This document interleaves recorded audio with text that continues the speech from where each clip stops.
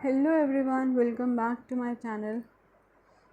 आज हम क्या करने वाले हैं, आज हम आर डी शर्मा से जो एक मैथमेटिकल बुक है क्लास 12 की, तो हम उसके एमसीक्यू जो है वो सॉल्व करने वाले हैं। एंड देन हम एमसीक्यू करेंगे एंड इस वीडियो में मैं आपको 1 to 10 क्वेश्चंस करवाऊंगी उस एमसीक्यूज़ के। एंड देन इसके नेक्स्ट पार्ट में हम आगे के further 10 question and then 15, total 35 question है, तो हमने उसको इस तरीके से डिवाइड किया। एंड देन हम फिर उसके बाद के जो फिलअप्स हैं एंड ऑल दैट वो पार्ट को कवर अप करने वाले हैं। ठीक है, पहले रिलेशन के एमसीक्यू करने से पहले जिसने भी रिलेशन नहीं देखा, रिलेशन नहीं पढ़ा हुआ, नहीं सीखा हुआ, मतलब वो जाके चैनल पे देख सकता है। रिलेशन क्लास 12 के नाम से प्लेलिस्ट बनी हुई है जिसके अंदर हमने रिलेशन को जो है एनसीईआरटी से समझा है। एंड उसी वीडियो के अंदर हमने एग्जांपल्स किए हैं जितने भी रिलेशंस के थे। देन हमने रिलेशन के हैंड रिटन नोट्स जो हैं वो रैपिड रिवीजन में प्रोवाइड किए हैं। एंड उस रैपिड रिवीजन के अंदर हमने रिलेशन और भी अच्छे से पढ़ा है। एंड देन फिर हमने उसकी एनसीईआरटी एक्सरसाइज भी जो है सॉल्व करी है। ठीक है, सॉल्व नहीं करी, वी कैन से कि हमने रिवाइज़ किया। अब हम उसके बाद हमने और भी बहुत सारे ऐसे रिलेशन के जो क्वेश्चंस थे वो अपलोड किए हुए हैं चैनल पे, तो आप जाके चेकआउट कर सकते हो। ठीक है, अब हम करने वाले आर डी शर्मा के कुछ एमसीक्यू, बिकॉज हमें एमसीक्यूज़ की भी प्रैक्टिस होनी चाहिए। ठीक है, तो चलो देखते हैं। फर्स्ट आंसर साइड में लिखे हैं एंड कुछ एक दो क्वेश्चन हैं, तो उसके सॉल्यूशन भी मैंने आपको यहाँ पे फ़ोटो पेस्ट की हुई है उनके सॉल्यूशन की भी। ठीक है, तो चलो देखते हैं। फर्स्ट क्वेश्चन है, let R be a relation on set n given by r is equals to a is equals to b minus 2 where b is greater than 6 then। तो देखो ये तो डायरेक्ट एक एनसीईआरटी का क्वेश्चन ही उठा लिया गया है। एंड अब इस क्वेश्चन में हमसे पूछ रहे हैं कि जो a है वो हमारा b माइनस 2 है, लेकिन b को क्या आना चाहिए, 6 से बड़ा आना चाहिए। b को अगर 6 से बड़ा आना चाहिए तो हम ले लेते हैं b7। अगर हम b7 लेते हैं, अब b7 लेना है तो ये ऑप्शन तो कट गया। ये ऑप्शन क्यों कटा, क्योंकि इसके अंदर क्या है, b4 है, वो तो हमारे ऑप्शन में नहीं है। या इसका आंसर हो सकता है b हो सकता है, c हो सकता है या d हो सकता है। ठीक है, तो चलो एक बार b7 रख के हम ये d ऑप्शन चेक करते हैं एंड देन फिर बचेगा हमारा b या c में से ही। तो अब देखो b अगर 7 रखते हैं तो 7 माइनस 2 कितना होता है, 5 होता है। b अगर 7 रखते हो तो a की वैल्यू क्या हो जाएगी, 7 माइनस 2 ये। तो यानी बेसिकली अगर मैं इसको इस फॉर्मेट में लिखूँ, किस फॉर्मेट में, इस ए बी के फॉर्मेट में लिखूँ तो 5 7, और मैंने देखा जो मेरा डी ऑप्शन है वो है 8 7, मुझे चाहिए क्या था, 5 7। ठीक है, तो यहाँ पे 7 तो सेम है ही अगर b7 ले रहे हैं, बट ए यहाँ पे क्या है, क्वेश्चन में 8 दिया हुआ है, हमें चाहिए क्या, 5 चाहिए, तो ये भी कट गया। अब बचेंगे आंसर हमारे बी या फिर सी में से। 7 गया, 7 से नेक्स्ट नंबर लेते हैं 8।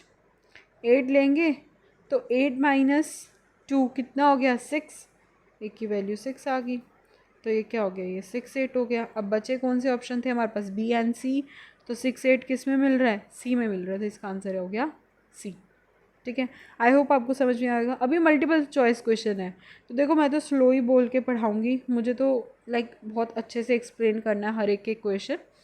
ठीक है, चाहे मैं उसके आपको सॉल्यूशन यहाँ पे सॉल्व करके दिखाऊं, चाहे मैं उसकी सॉल्यूशन आपको फ़ोटो पेस्ट करके दिखा दूँ, दैट डजेंट मैटर। मैटर करता है कि आपको समझ आना चाहिए। ठीक है, हर क्वेश्चन। ऑल्सो आप इसकी स्पीड जो है इंक्रीज़ कर सकते हो, तभी पढ़ना, तभी आपके लिए बेनिफिशियल है, अदरवाइज़ तो ये बहुत स्लो हो जाएगा एंड बहुत टाइम कंज्यूमिंग है। चलो सेकंड देखते हैं, which of the following is not an equivalence relation on Z. अब इक्विवेलेंस रिलेशन जेड पे नहीं है। इक्विवेलेंस रिलेशन का मतलब होता है जो हमारा रिफ्लेक्सिव भी हो, सिमेट्रिक भी हो एंड ट्रांजिटिव भी हो। मैं फिर से बता देती हूँ, रिफ्लेक्सिव के लिए होता है कि हमारा ए का पेयर होना चाहिए, सिमेट्रिक के लिए होता है ए बी है तो बी ए बी होना चाहिए। ट्रांजिटिव के लिए अगर ए बिलोंग रिलेशन को, ए एंड बी रिलेशन को बिलोंग करते हैं, बी और सी भी रिलेशन को बिलोंग करता है, तो हमारा ए सी भी रिलेशन को बिलोंग करना चाहिए। ठीक है, so this was all about. अब देखते हैं, इसमें बोला गया कि इक्विवेलेंस रिलेशन नहीं है, तो जो है उसको अलग कर देते हैं। देखो अगर मैंने लिया a plus B is an even integer, तो मैंने a प्लस ए लिया तब भी वो मुझे इवन ही मिलेगा, ठीक है। तो ये रिफ्लेक्सिव तो हो गया। और अगर a plus be even integer है तो मैं इसको b प्लस ए के फॉर्म में लिखूँगी, तब भी मेरा ये इवन इंटीजर आने वाला है सिमेट्रिक के केस से, ठीक है। ट्रांजिटिव, ट्रांजिटिव कहता है कि अगर a प्लस बी मेरा इवन है तो मुझे कुछ ना कुछ b प्लस सी कुछ ऐसा नंबर लेना पड़ेगा कि वो मेरा इवन हो, यानी मुझे c कुछ ऐसा लेना पड़ेगा कि मैं b के अंदर उसको ऐड करूँ तो वो भी मुझे इवन दे। एंड देन अगर मैं a और c को ऐड करूँगी, ऑफ कोर्स वो भी मेरे कैसे आएंगे, इवन आएंगे। फॉर एग्ज़ाम्पल अगर हम a को लेट कर लेते हैं यहाँ पे 2, b को 4 मान लेते हैं, तो 2 + 4 6 इवन मिल रहा है। एंड देन हम इसको 4 ले लेंगे, इसको 4 ले लेंगे, ठीक है। c हो गया हमारा 6, तो 6 + 4 10, ये भी इवन दे रहा है, ठीक है। और अब बचेगा a और c को ऐड करा, यानी 2 और 6 को ऐड किया, क्या दिया 8, तो ये भी एक इवन इंटीजर है, ठीक है। Same goes for option B, यानी ऑप्शन ए एंड बी दोनों ही क्या है, सेम है। a plus b and a minus b दोनों में सेम चीज़ जाएगी, यानी दोनों के दोनों क्या होंगे, इवन कंडीशंस होंगे, मतलब इवन इंटीजर होंगे। तीनों कंडीशन को फुलफिल के लिए, रिफ्लेक्सिव भी, सिमेट्रिक है, ट्रांजिटिव, ठीक है। ऑल राइट, अब देखो a is less then b, मैं अगर इसको रिफ्लेक्सिव पे देखूँगी, रिफ्लेक्सिव में मैं ये बोलूँगी a is less then b, sorry a is less then a। क्या रिफ्लेक्सिव की कंडीशन यहाँ पे फुलफिल हो पा रही है? नहीं, डेफिनेटली नॉट। क्यों? बिकॉज यहाँ पे देखो अगर मैं b की जगह a को प्लेस करूँ तो क्या a अपने आप से, कोई भी नंबर अपने आप से छोटा हो सकता है? No, never. ए अपने आप के इक्वल हो सकता है। अगर आपने मेरे से रिलेशन पढ़ा हुआ है तो मतलब आपको पता होगा कि हमने कुछ इस टाइप के क्वेश्चन किए हैं जहाँ पे हमने ये देखा है a is less than, sorry b is greater than और इक्वल्स टू ए, या a is less than equals to b, ठीक है, कुछ भी बोलो। तो उस केस में हमसे रिफ्लेक्सिव पूछा जाता था कि ये रिफ्लेक्सिव है या नहीं, तब हम बोलते थे कि हाँ ये रिफ्लेक्सिव है। ऐसा क्यों हम तब बोलते थे? क्योंकि चिल्ड्रन यहाँ पे नीचे ई इज़ इक्वल्स टू का साइन है, इज़ इक्वल्स टू का साइन इंडिकेट करता है कि या तो ये लेस देन भी हो सकता है या ये इक्वल भी हो सकता है। तो मैं यहाँ पे ये चीज़ लिख पा रही थी। तो इसके अकॉर्डिंग मैं क्या बोलती थी, इसके अकॉर्डिंग मैं ये बोलती थी कि मेरा ए किसके इक्वल है, ए के इक्वल है। ए उससे छोटा नहीं है, ए खुद के छोटा नहीं है, ए अपने आप के ही बराबर है, ठीक है। आई होप ये चीज़ समझ में आई होगी। ये हमने ऐसे क्वेश्चन किए हैं और हमने ये इस टाइप के जो क्वेश्चन है एक लेक्चर में 3 क्वेश्चंस किए हैं, ठीक है, मतलब एक ही वीडियो के अंदर।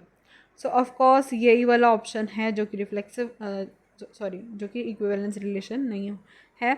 इक्विवेलेंस रिलेशन तभी होना चाहिए जब हमारी तीनों कंडीशन सेटिस्फाई हो रही है, तीनों में से कोई एक भी नहीं हो रही तो बस छोड़ दो। चलो डी देखते हैं। डी में क्या है? डी खुद बोल रहा है ए बी के बराबर है, तो ए तो खुद के बराबर होगा, सेटिस्फाई कंडीशन। ए बी के बराबर है, बी ए के बराबर होगा, सेटिस्फाई कंडीशन। अगर ए बी के बराबर है, बी सी के बराबर है, तो ए सी के बराबर होगा, ऑफ कोर्स होगा। इसके लिए क्या करना है? इसके लिए तो हमें लेना ही सेम ही नंबर पड़ेंगे। 1 1 के इक्वल है, 1 1 के इक्वल है, ये वाला 1 इसके भी इक्वल है, ठीक है। तो इसका जो आंसर हुआ सी हुआ। दोनों का आंसर क्या है? सी है। आपको यहाँ पे, ठीक है, ये रहे इसके सॉल्यूशंस।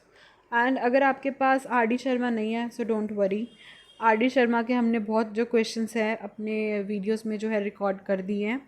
ऑल्सो हमने N C R T based question, एनजेई बेस्ड क्वेश्चन भी बहुत सारे किए हैं, तो आप जाके चेक कर सकते हो। एंड अगर नहीं है आर डी शर्मा तो कोई बात नहीं, आपको मैं यहाँ पे सब करवाऊँगा, मतलब क्वेश्चन ऑलरेडी डन।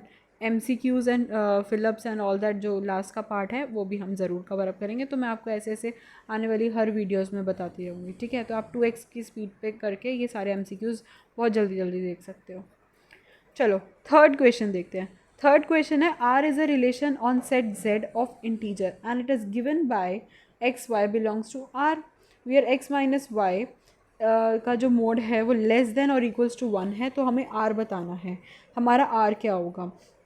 देखो वही सेम चीज़ है कि जो x होता है, x माइनस वाई है, वो लेस देन क्या है, -1, सॉरी लेस देन किसके है, 1 के है। तो x माइनस एक्स करूँगी तो इसका आंसर मुझे क्या मिलेगा? 0। तो 0 तो मेरा लेस देन 1 है, ठीक है, कंडीशन सेटिस्फाइड। अगर मैं x माइनस 1 लेस देन 1 ले रही हूँ, मतलब जो कि मुझे दे रखी है, एंड मैं अगर इसका अपोजिट y माइनस एक्स करूँगी तब भी ये चीज़ वैलिड है, बिकॉज आगे तो मोड का साइन लगा हुआ है, तो प्लस है माइनस है हमें वो फ़र्क नहीं पड़ता। अगर x माइनस वाई का जो रिज़ल्ट है वो मेरे को छोटा मिल रहा है 1 से, तो मैं y माइनस एक्स करूँगी उसका रिज़ल्ट भी छोटा मिलेगा, बेशक वो नेगेटिव में आए या किसी में भी आए, उसका कोई मैटर नहीं करता। ठीक है, एंड ये देखो ये क्या कर रहा है, ये रिफ्लेक्सिव की कंडीशन को सेटिस्फाई कर रहा है, और ये किसकी कंडीशन को सेटिस्फाई कर रहा है, सिमेट्रिक की कंडीशन को सेटिस्फाई कर रहा है। बट अगर मैं ट्रांजिटिव की कंडीशन देखूँ तो ट्रांजिटिव की कंडीशन सेटिस्फाई नहीं कर पा रहा है। ऐसा क्यों?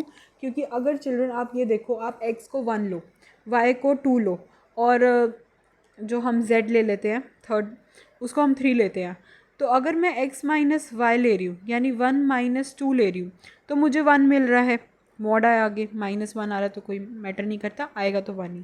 तो वो 1 क्या है, 1 अपने आप के इक्वल भी हो सकता है, अपने आप से कम भी हो सकता है, तो ये तो यहाँ तो रिफ्लेक्सिव की कंडीशन वैलिड होगी। देखो ये चीज़ मैं आपको ओरली समझा रही हूँ, बट ओके नो वरी, बता देती हूँ। x अगर 1 है, y अगर 2 है, z अगर 3 है, तो अब देखो क्या करना है, इस x माइनस 1 वाई किया मैंने, तो 1 माइनस 2 कितना मिला मुझे, 1 मिला, आगे मोड है कोई फ़र्क नहीं पड़ता। अब ये 1 है और यहाँ क्या दे रखा है कि वो 1 के इक्वल भी हो सकता है, उसका आंसर 1 के इक्वल भी हो सकता है। रिफ्लेक्सिव की कंडीशन सेटिस्फाई। चलो सिमेट्रिक देखते हैं। सिमेट्रिक में मैंने पहले x माइनस वाई किया, अब मैं y माइनस एक्स करती हूँ। 2 माइनस 1 1 आया, ये भी सेटिस्फाई करा। अब मैंने क्या किया, ये सिमेट्रिक की होगी। अब देखते हैं ट्रांजिटिव के लिए। ट्रांजिटिव के लिए ये चीज़ वैलिड है, मतलब ये तो लेस देन 1 आ रही थी, ये भी आ रही थी, क्या ये आ रही थी? देखो x माइनस वाई किया वैलिड, y माइनस जेड किया वैलिड, बट मैंने x माइनस जेड किया, वैलिड हुआ? बिल्कुल भी नहीं हुआ, क्योंकि 2 है और 2 तो क्या है, ग्रेटर देन 1 है।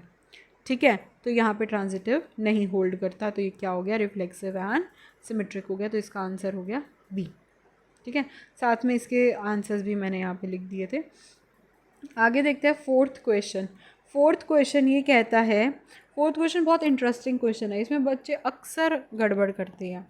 देखो क्या है, the relation R define on set A is equals to 1 2 3 4 5 and relation क्या है ए b, where mod of a square minus b square is less than 16 is given by. तो मतलब आपको ना इस क्वेश्चन का मतलब कभी कभार बच्चों को समझ नहीं आता, और वो इस क्वेश्चन का मतलब ये है कि जो भी आपको रिलेशन दे रखा है चिल्ड्रन, वो ये कहना चाहते हैं कि इसके अंदर हमें कंप्लीट जो सेट ऑफ रिलेशन जितने भी इसमें से निकल सकते हैं, जिस भी इस कंडीशन से जितने भी सेट ऑफ रिलेशन हम निकाल सकते हैं, हमें निकालने हैं।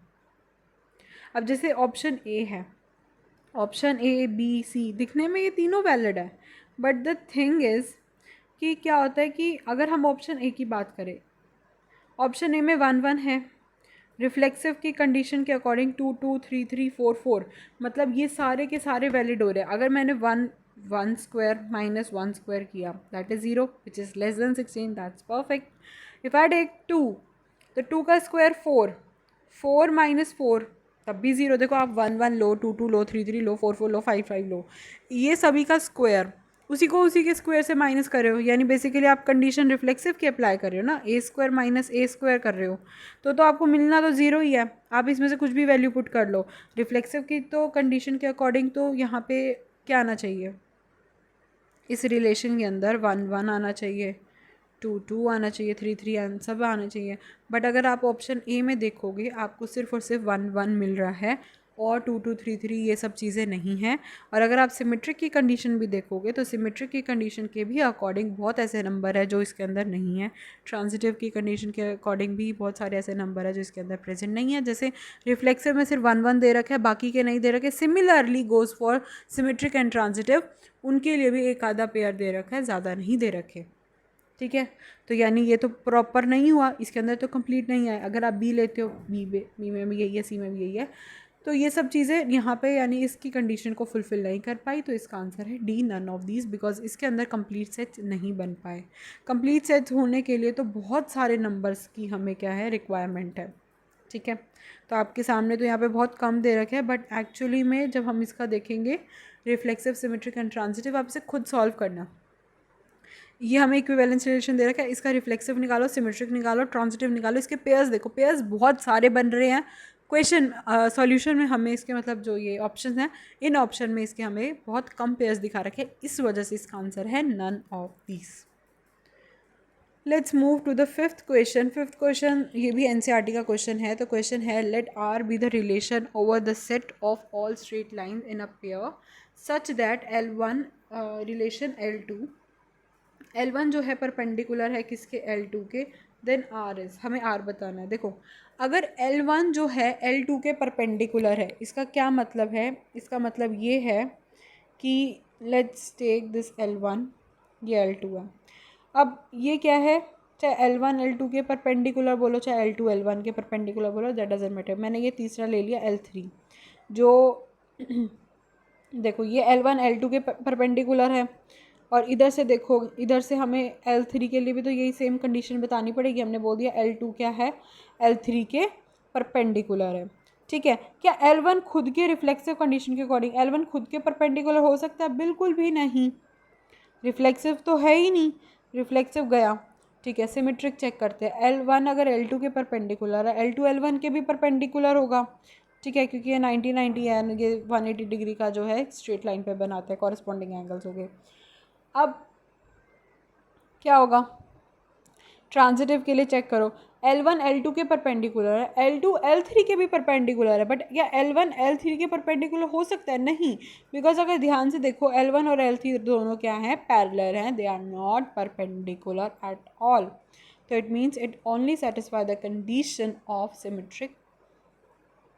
तो इसका आंसर हो गया 3 का A, symmetric. Let's go to six. अब सिक्स में क्या है, सिक्स में दे रखा है कि ए है हमारे पास, ए बी सी रिलेशन है बी सी, हमें ए बताना है ए क्या होगा। अब देखो चिल्ड्रन क्या है कि जो ए दे रखा है ए बी सी, सिर्फ और सिर्फ रिलेशन दे रखा है बी सी। अब हमें तो नहीं समझ में आ रहा कि इसका आंसर कैसे होगा।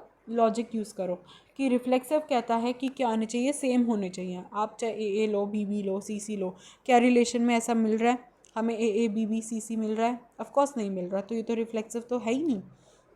सिमेट्रिक देखो, सिमेट्रिक के लिए रिलेशन में हमें बी सी दे रखा है, क्या उसका उल्टा पेयर यानी सी बी दे रखा है सिमेट्रिक का? नहीं दे रखा, ठीक है। ट्रांजिटिव देखो, ट्रांजिटिव में हमें सिर्फ और सिर्फ बी सी दे रखा है। उस अगर हमें बी सी दे रखा है, सी से शुरू होने वाला कोई और कोऑर्डिनेट पेयर हमें क्वेश्चन में गिवन नहीं है, हमें रिलेशन में गिवन नहीं है, सो इट मीन्स जब वो चीज़ गिवन ही नहीं है यानी सिर्फ और सिर्फ वही पार्ट है, वही पेयर है, वही कोऑर्डिनेट पेयर है, उसके अलावा रिलेशन नहीं बन रहा, तो इट मीन्स ये हमारा क्या है, ट्रांजिटिव रिलेशन है। Again I am saying B C के अलावा सी से शुरू होने वाला और कोई पेयर हमारे रिलेशन के अंदर प्रेजेंट नहीं है, तो ये ट्रांजिटिव की कंडीशन को फुलफिल कर रहा है, तो इट इज़ ट्रांजिटिव। क्वेश्चन में पता क्या दे देंगे, ये क्वेश्चन दे देंगे, आ जाएगा नन ऑफ दीज। बच्चे नन ऑफ दीज पे क्लिक कर देते हैं, बट ऐसा नहीं है कि आपको लॉजिक के अकॉर्डिंग चलना है। भाई ये रिफ्लेक्सिव तो नहीं है, रिफ्लेक्सिव में तो सेम होता है, सिमेट्रिक में तो अगर हम बी सी ले रहे हैं उसका अपोजिट सी बी भी होना चाहिए। ट्रांजिटिव के लिए सिर्फ और सिर्फ बी सी है, यानी हमें उसका ये दे रखा है कि बी सी रिलेशन में है, आगे दे ही नहीं रखा कि उसका सी या कुछ और पार्ट जो है वो रिलेशन में है या नहीं है। अगर वो होता तो हम उसका थर्ड पार्ट देखते हैं ना, कि भाई अगर मान लो यहाँ पे दे रखा है, मेरे को बी सी दे रखा है, ठीक है, बी सी है मेरे पास, मैं यहाँ पे लिख देती सी ए, क्या लिख देती, सी ए लिख देती, ठीक है। तो अगर मुझे सिर्फ इतना भी दिया होता तब भी मैं ये कह देती ये रिफ्लेक्स तब मैं कहती ये ट्रांजिटिव नहीं है। ऐसा क्यों? क्योंकि बी सी है, सी ए है, इसका थर्ड पेयर कहाँ है, थर्ड पेयर गायब कर दिया तुमने। तब हम कहते हैं कि ट्रांजिटिव होने के लिए इसके पास बी ए भी होना पड़ेगा, तब ये ना, तब तो ये क्या होता, ना ये रिफ्लेक्सिव होता ना ये सिमेट्रिक होता। सिमेट्रिक होने के लिए इसको अपोजिट पेयर चाहिए जो कि है नहीं, और ये ट्रांजिटिव भी बिल्कुल भी नहीं होता क्योंकि इसका बी ए पेयर नहीं है। बी ए पेयर होएगा तब वो हो सकता है ट्रांजिटिव, अगर दे रखा होता बी ए पेयर तब हम कह देते ट्रांजिटिव नहीं है, तो ठीक है। सेवन्थ एंड एट्थ क्वेश्चन का मैं आपको सॉल्यूशन दिखाऊंगी, बिकॉज हमने इस टाइप के जो क्वेश्चन हैं ना बहुत सारे सॉल्व किए हुए हैं, तो वो मैं आपको बाद में बताऊंगी, 7 एंड 8। अब हम पहले 9th एंड 10th देख लेते हैं। A relation R in n into n such that A B relation C D A plus D is equals to B plus C। देखो हमने ये जो टाइप ऑफ क्वेश्चंस हैं हमने ऐसे बहुत सारे, अब मानोगे नहीं, हमने बहुत सारे क्वेश्चंस जो है कर रखे हैं। अगर मैं रिफ्लेक्सिव की बात करूँ, रिफ्लेक्सिव में क्या आएगा कि हमें दे रखा है ए बी रिलेशन सी डी। तो आप क्या कर सकते हो चिल्ड्रन, रिफ्लेक्सिव के लिए कोई भी एक पेयर ले लो। हमने ए बी ले लिया, मैंने बोला जो ए बी है वो अगर मेरा रिलेशन को बिलोंग करता है तो मैंने ए जो होगा वो मेरा रिलेशन को बिलोंग करेगा। ठीक है, रिफ्लेक्सिव की कंडीशन सेटिस्फाई होएगी यहाँ पे। और अगर मैं सिमेट्रिक लूँ, सिमेट्रिक के अकॉर्डिंग मैंने बोला कि A plus D is equals to B plus C, जो कि मुझे क्वेश्चन में ऑलरेडी गिवन है। मैं यहाँ पे अपनी तरफ से इसे सिमेट्रिक बनाने के लिए मैं ये बोल सकती हूँ कि C D relation A B, C D relation A B अगर मैं सिमेट्रिक की कंडीशन देखूँगी यहाँ पे कि फुलफिल हो रही है या नहीं, तो मैं क्या बोलूँगी कि C plus B is equals to D plus A.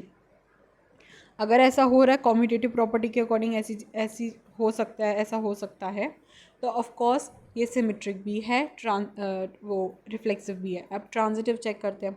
Transitive के लिए कैसे देखते हैं कि अगर A plus D is equals to B plus C है एंड इसकी अपोजिट कंडीशन यानी C plus B is equals to D plus A है, तो हम दोनों को ऐड कर देते हैं।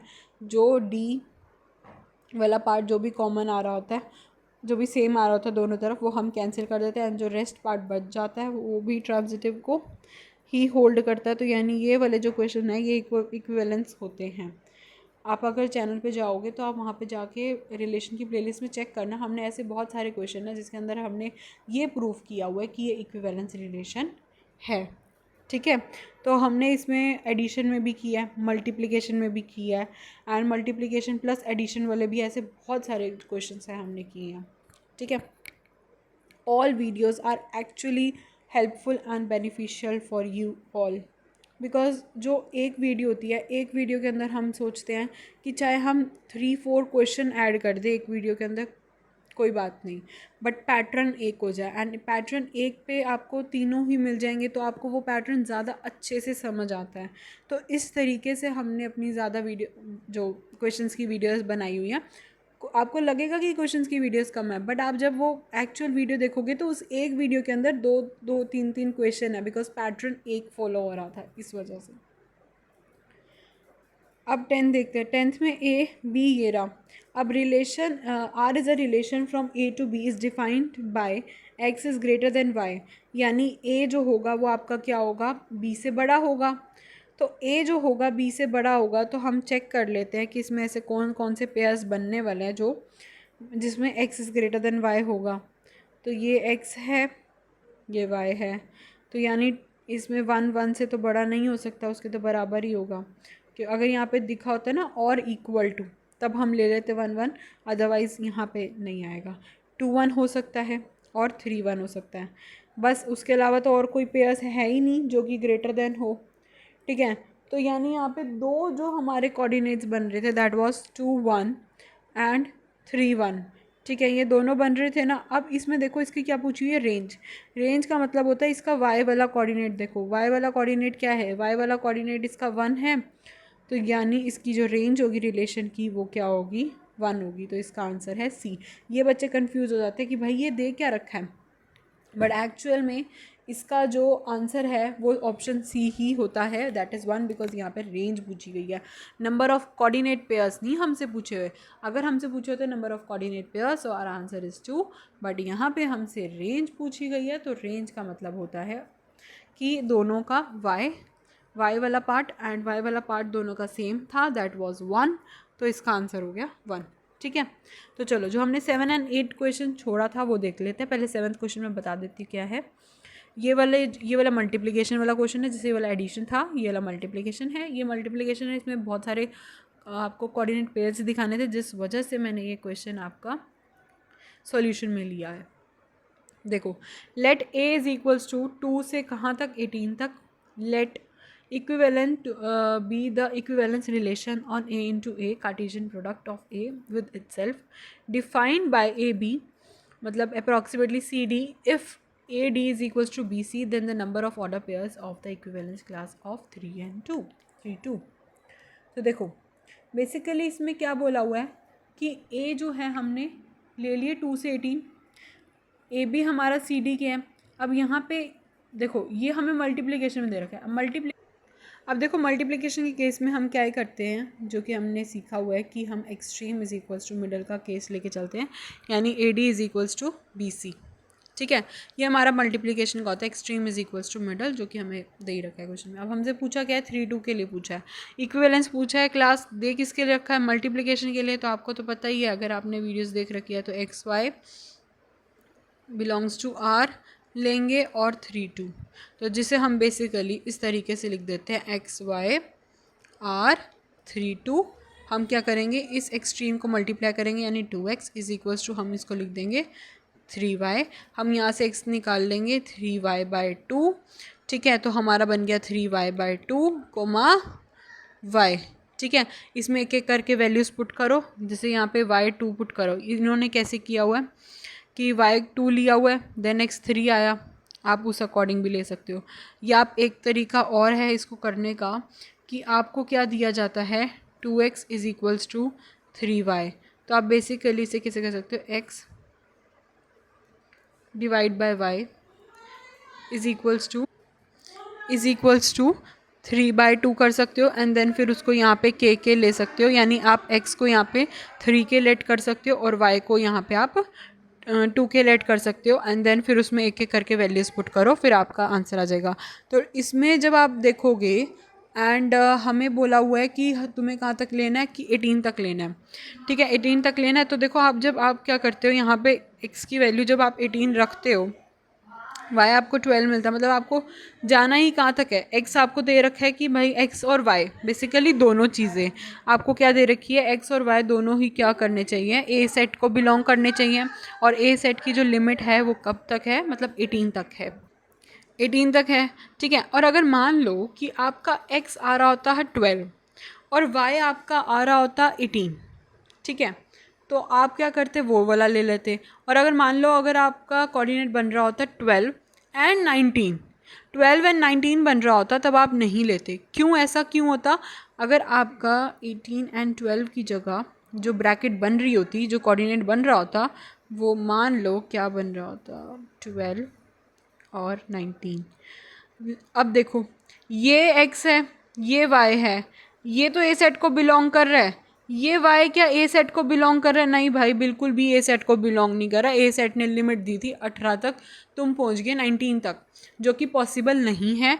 तो हम के लिए अगर 1 2 3 है तो 1 1 2 2 3 3 होना चाहिए। सिमेट्रिक के लिए अगर 1 2 है और 1 3 है, तो यानी इसके अपोजिट पेयर 2 1 एंड 3 1 होने चाहिए। देन और हमें करंट सेट ऑफ एलिमेंट्स जो क्वेश्चन में दे रखे थे, जैसे क्वेश्चन मैं आपको दिखा देती हूँ, यहाँ पे 8th क्वेश्चन ये रहा 1 2 3 विच आर, आपको यहाँ पे क्या बताना है, which are symmetric and reflexive but not transitive, यानी ट्रांजिटिव नहीं बताना, क्या बताना है कि सिमेट्रिक है एंड क्या है, रिफ्लेक्सिव है, ठीक है।